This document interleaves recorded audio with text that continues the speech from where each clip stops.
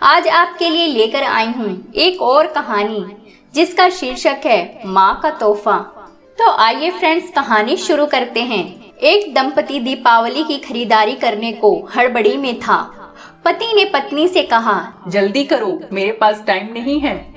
कहकर कमरे से बाहर निकल गया। तभी बाहर लॉन में बैठी माँ पर उसकी नजर पड़ी। कुछ सोचते हुए वापस कमरे में आया और अपनी पत्नी से बोला, शालू, तुमने माँ से भी पूछा कि उनको दिवाली पर क्या चाहिए? शालिनी बोली, नहीं पूछा। अब उनको इस उम्र में क्या चाहिए होगा यार, 2 वक्त की रोटी और 2 जोड़ी कपड़े। इसमें पूछने वाली क्या बात है? यह बात नहीं है शालू, माँ पहली बार दिवाली पर हमारे घर में रुकी हुई है, वरना तो हर बार गांव में ही रहती है। तो औपचारिकता के लिए ही पूछ लेती। अरे इतना ही माँ पर प्यार उमड़ रहा है तो खुद क्यों नहीं पूछ लेते? झल्लाकर चीखी थी शालू और कंधे पर हैंड बैग लटकाते हुए तेजी से बाहर निकल गई। सूरज माँ के पास जाकर बोला, माँ, हम लोग दिवाली की खरीदारी के लिए बाजार जा रहे हैं, आपको कुछ चाहिए तो? माँ बीच में ही बोल पड़ी, मुझे कुछ नहीं चाहिए बेटा।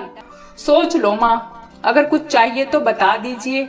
सूरज के बहुत जोर देने पर माँ बोली, ठीक है तुम रुको, मैं लिख कर देती हूँ। तुम्हें और बहू को बहुत खरीदारी करनी है, कहीं भूल ना जाओ। कहकर सूरज की माँ अपने कमरे में चली गई। कुछ देर बाद बाहर आई और लिस्ट सूरज को थमा दी। सूरज ड्राइविंग सीट पर बैठते हुए बोला, देखा शालू, माँ को भी कुछ चाहिए था पर बोल नहीं रही थी। मेरे जिद करने पर लिस्ट बनाकर दी है। इंसान जब तक जिंदा रहता है, रोटी और कपड़े के अलावा भी बहुत कुछ चाहिए होता है। अच्छा बाबा ठीक है, पर पहले मैं अपनी जरूरत का सारा सामान लूंगी, बाद में आप अपनी माँ की लिस्ट देखते रहना। कहकर शालिनी कार से बाहर निकल गई।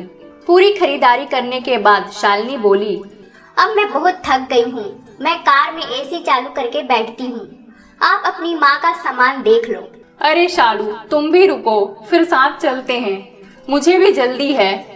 देखता हूँ माँ ने इस दिवाली पर क्या मंगाया है। कहकर माँ की लिखी पर्ची जेब से निकालता है। बाप रे, इतनी लंबी लिस्ट, पता नहीं क्या क्या मंगवाया होगा। जरूर अपने गांव वाले छोटे बेटे के परिवार के लिए बहुत सारे सामान मंगाए होंगे। और बनो श्रवण कुमार। कहते हुए शालिनी गुस्से से सूरज की ओर देखने लगी। पर ये क्या? सूरज की आंखों में आंसू और लिस्ट पकड़े हुए हाथ सूखे पत्ते की तरह हिल रहा था। पूरा शरीर कांप रहा था। शालिनी बहुत घबरा गई। क्या हुआ? ऐसे क्या मांग लिया है तुम्हारी माँ ने? कहकर सूरज के हाथ से पर्ची झपट ली। हैरान थी शालिनी भी, इतनी बड़ी पर्ची में बस चंद शब्द ही लिखे थे। पर्ची में लिखा था, बेटा सूरज, मुझे दिवाली पर तो क्या, किसी भी अवसर पर कुछ नहीं चाहिए, फिर भी तुम जिद कर रहे हो तो तुम्हारे शहर की किसी दुकान में अगर मिल जाए तो फुर्सत के कुछ पल मेरे लिए लेते आना। ढलती हुई सांझ हूँ अब मैं। सूरज, मुझे गहराते अंधियारे से डर लगने लगा है, बहुत डर लगता है। पल पल मेरी तरफ बढ़ रही मौत को देखकर जानती हूँ टाला नहीं जा सकता। शाश्वत सत्य है, पर अकेलेपन से बहुत घबराहट होती है सूरज। तो जब तक तुम्हारे घर पर हूँ, कुछ पल बैठा कर मेरे पास, कुछ देर के लिए ही सही, बांट लिया कर मेरे बुढ़ापे का अकेलापन। बिन दीप जलाए ही रोशन हो जाएगी मेरी जीवन की सांझ। कितने साल हो गए बेटा तुझे स्पर्श नहीं किया। एक बार फिर से आ मेरी गोद में सर रख और मैं ममता भरी हथेली से सहलाऊं तेरे सर को। एक बार फिर से इतराए मेरा हृदय मेरे अपनों को करीब, बहुत करीब पाकर, और मुस्कुरा कर मिलूं मौत के गले। क्या पता अगली दिवाली तक रहूं ना रहूं। पर्ची की आखिरी लाइन पढ़ते पढ़ते शालिनी फफक फफक कर रो पड़ी। ऐसी ही होती है माँ,